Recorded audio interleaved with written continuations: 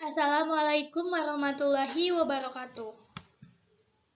Perkenalkan, nama saya Rifani Azhara Hidayat. NIM saya yaitu 2002072. Saya dari kelas 1B, program studi D3 Keperawatan. Di sini saya akan menjelaskan materi mengenai bab 5 yaitu ibadah sebagai aktualisasi ketakwaan.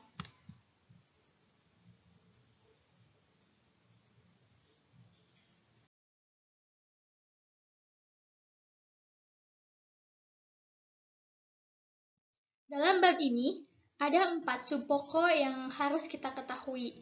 Yang pertama, yaitu tentang makna ibadah.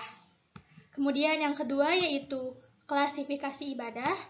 Yang ketiga, fungsi ibadah. Dan yang keempat yaitu prinsip ibadah.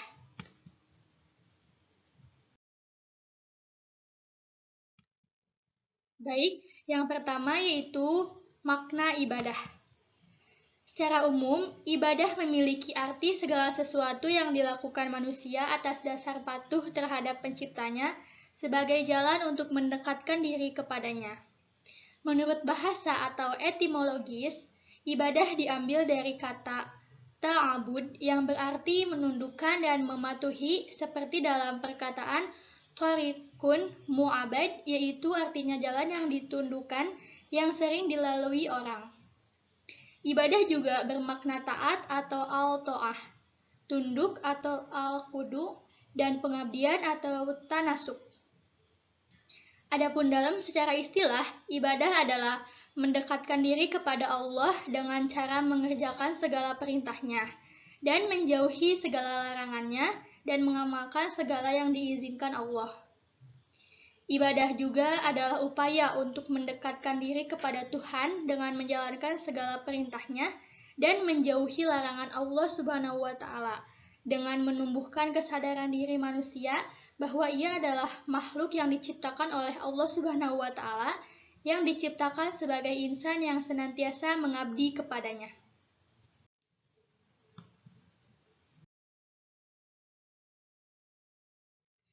Yaitu selanjutnya yang kedua adalah klasifikasi ibadah.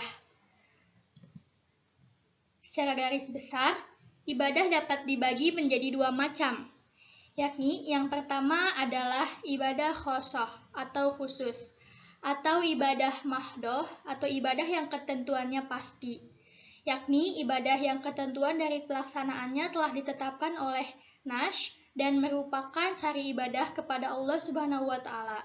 Contohnya yaitu seperti sholat, puasa, zakat, dan haji. Kemudian yang kedua yaitu ibadah ammah atau umum, yakni semua perbuatan yang mendatangkan kebaikan dan dilaksanakan dengan niat yang ikhlas karena Allah Subhanahu wa Ta'ala, seperti minum, makan, dan bekerja mencari nafkah.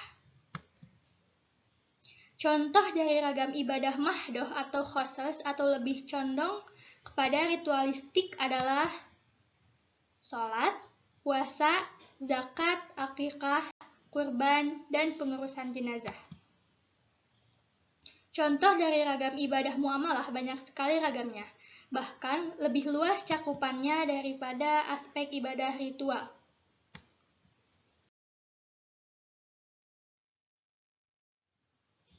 Kemudian, yang ketiga yaitu fungsi ibadah. Fungsi ibadah itu diantaranya adalah 1. Sebagai amal soleh yang akan menjadi bekal manusia di akhirat, sebagai sarana untuk mendekatkan diri kepada Allah, sebagai sarana untuk mencari ridho Allah, dan sebagai wujud rasa syukur manusia kepada Allah. Berterima kasih kepada Allah tidaklah seperti berterima kasih kepada manusia dengan mengucapkan terima kasih, melainkan dengan mempergunakan apa yang Allah anugerahkan pada kita dan digunakan sesuai kehendak kepada si pemberi.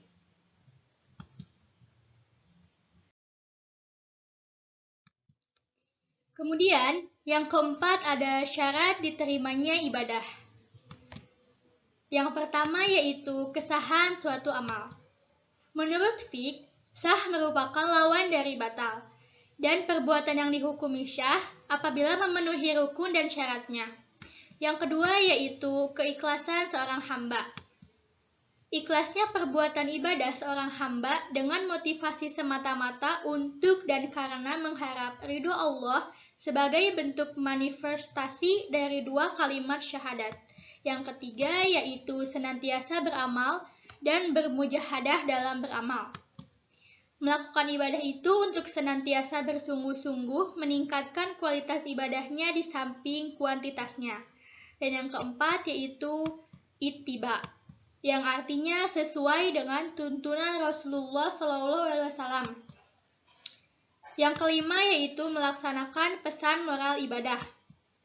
Diterima tidaknya ibadah seseorang sangat bergantung juga sejauh mana kita memahami pesan moral atau nilai-nilai yang terkandung di dalam ibadah itu untuk diaktualisasikan dalam kehidupan sehari-hari sebagai wujud dari ketakwaan kita kepada Allah Subhanahu wa Ta'ala.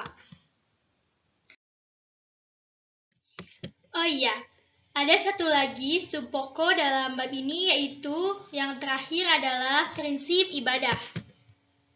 Prinsip ibadah yang pertama yaitu hub atau cinta, yang terdapat dalam Quran Surat Al-Maidah ayat 54, yang maknanya yaitu, wahai sekalian orang beriman, barang siapa di antara kalian murtad dari agamanya, maka Allah akan mendatangkan suatu kaum yang dia cintai dan kaum tersebut mencintai Allah.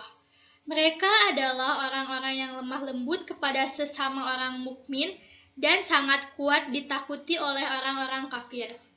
Mereka berjihad di jalan Allah dan mereka tidak takut terhadap orang yang mencaci. Ibadah harus didasarkan pada rasa cinta dan keikhlasan seorang hamba kepada penciptanya. Bukan amal karena ingin balasan surga, bukan pula karena hanya takut kepada Allah. Ibadah dengan benar-benar ikhlas dan juga ibadah seorang yang bebas merdeka.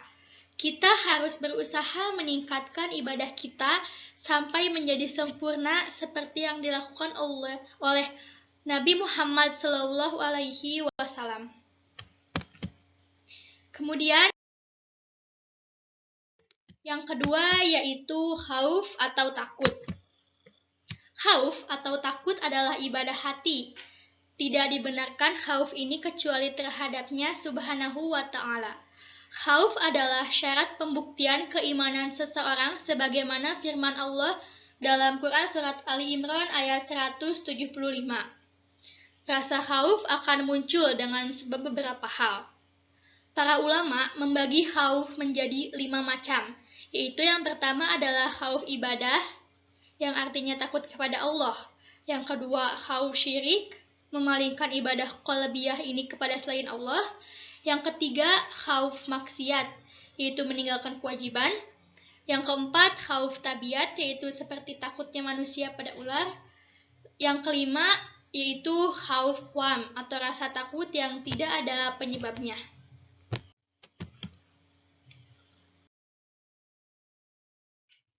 Setelah 2 poin tadi, ada 1 poin terakhir, yaitu rajang atau harapan. Roja secara bahasa artinya harapan atau cita-cita. Roja merupakan ibadah yang mencakup kerendahan dan ketundukan. Tidak boleh ada kecuali kepada Allah Azza wa Jalla. Roja atau harapan atau mengharap tidaklah menjadikan pelakunya terpuji kecuali bila disertai amalan. Ibnu Qayyim dalam Madarijus Salikin berkata bahwa roja tidak akan sah kecuali jika dibarengi dengan amalan. Oleh karena itu, tidaklah seseorang dianggap mengharap apabila tidak beramal. Jadi, khauf atau rasa takut dan rojang atau rasa harap adalah 2 ibadah yang sangat agung. Khauf akan membawa diri untuk selalu melaksanakan ketaatan dan menjauhi perkara yang diharamkan. Sementara roja akan menghantarkan dirinya untuk selalu mengharap apa yang ada dalam Rabb-Nya atau Azza wa Jalla. Baik, sekian materi yang dapat saya sampaikan. Mohon maaf apabila masih banyak kekurangan. Terima kasih atas perhatiannya. Wassalamualaikum warahmatullahi wabarakatuh.